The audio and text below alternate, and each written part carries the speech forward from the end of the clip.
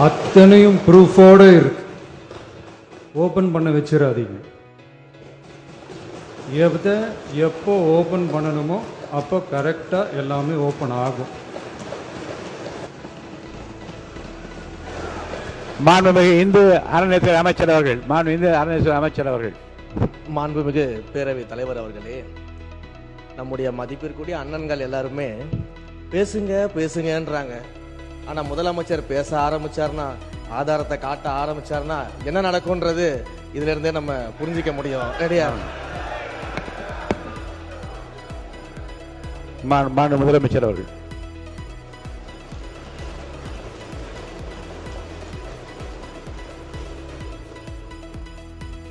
மாண்புமிகு பேரவைத் தலைவர் அவர்களே, மக்கள்கிட்ட எப்போ பேசணும், என்ன பேசணும், எப்படி பேசணும் எல்லாம் பேசிட்டு தான் அன்பாக ஆசையாக எங்கள் எல்லாரையும் கொண்டாந்து உட்கார வச்சுருக்குறோம்.